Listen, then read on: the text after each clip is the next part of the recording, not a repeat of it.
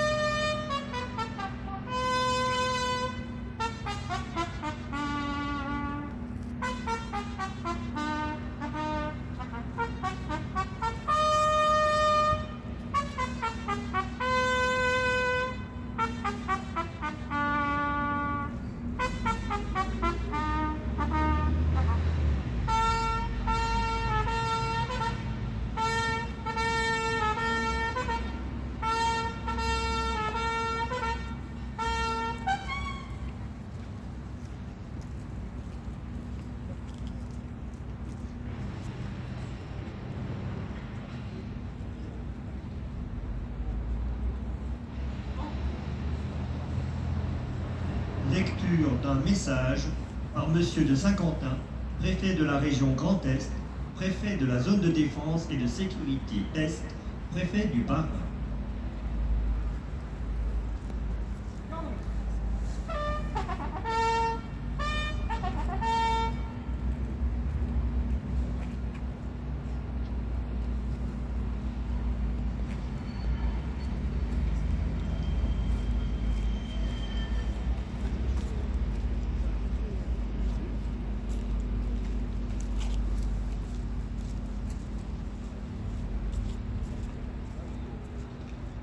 Le 5 décembre, la France rend un hommage solennel à ceux qui sont morts pour elle en Algérie, au Maroc et en Tunisie.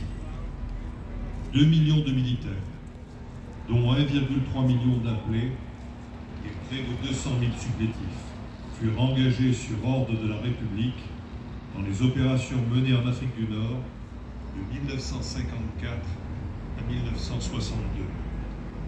Sur les colonnes du mémorial national, érigées au bord de la Seine, 26 000 noms montent vers le ciel. Ceux des morts pour la France dans les combats de la guerre d'Algérie, du Maroc et de la Tunisie, auxquels se joignent les victimes civiles, dont beaucoup furent tués après le cessez-le-feu du 19 mars 1962.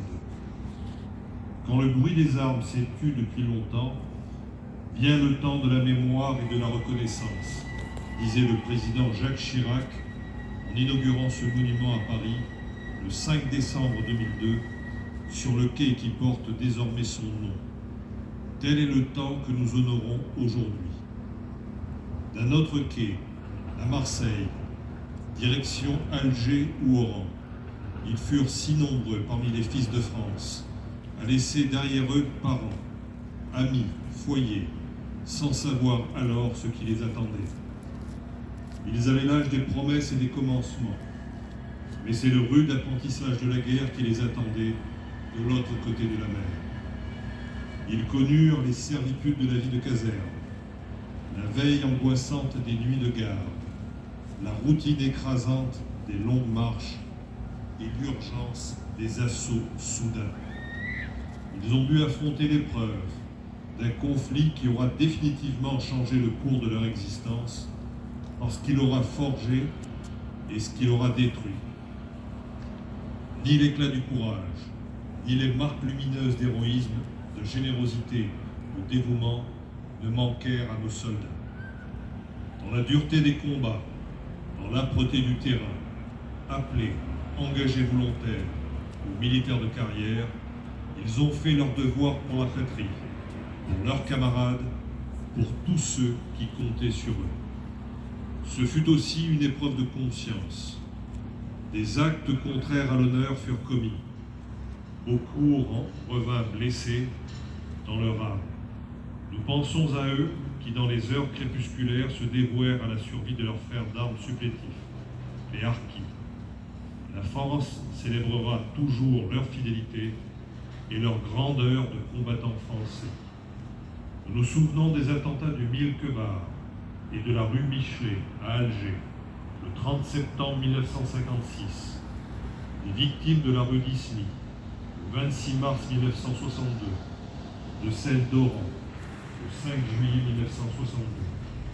Nous pensons aux millions de Français d'Algérie qui durent quitter leur pays, leur maison et leur vie, arrachés à une terre devenue charnelle. Nous gardons ces mémoires dans leur complexité qui est le reflet des vies qui les ont portées, des vies qui avaient chacune une dignité infinie et qu'il ne nous revient pas de juger. Alors que la France entrait dans les 30 glorieuses, cette guerre, menée sous le soleil éclatant d'Afrique, fut repoussée dans l'ombre. Mais cette ombre irradiait les corps, les douleurs, les récits.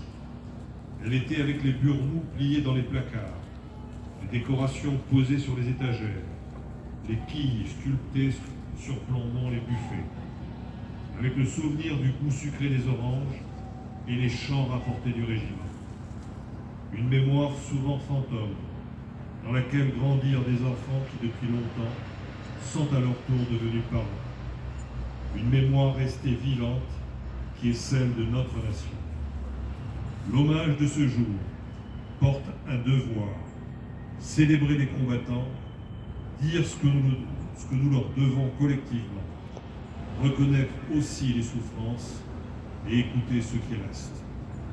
Il porte également une promesse, transmettre, pour que les plus jeunes héritent d'une mémoire qui n'ouvre pas des blessures, mais élève dans la lumière ceux qui l'ont mérité.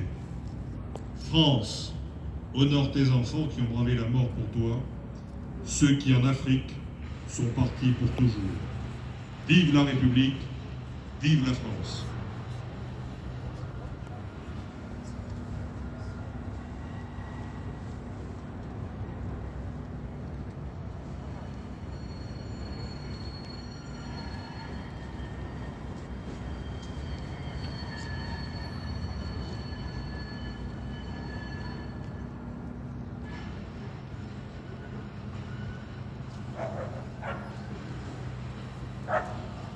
Des dépôts de gerbes vont avoir lieu.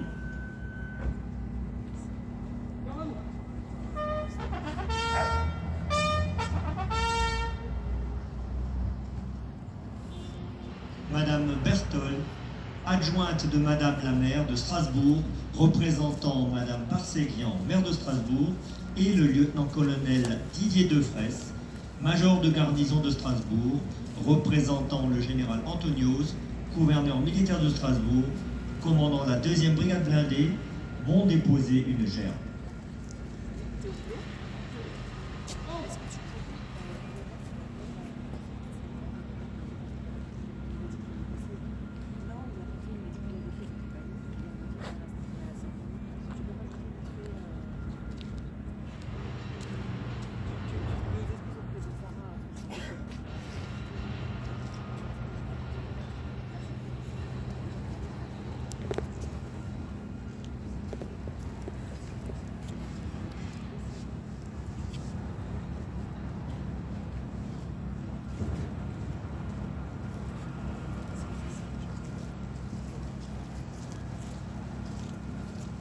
Madame Rosnerblock, conseillère régionale, représentant Monsieur Leroy, président du Conseil régional du Grand Est, va déposer une gerbe.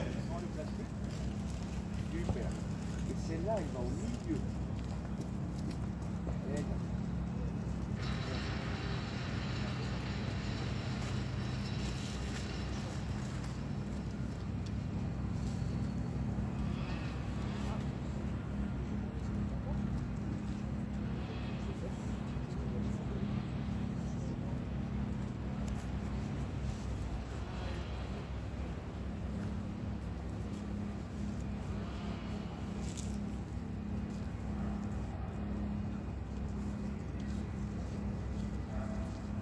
Monsieur de Saint-Quentin, préfet de la région Grand Est, préfet de la zone de défense et de sécurité Est, préfet du Bas-Rhin, va déposer une gerbe.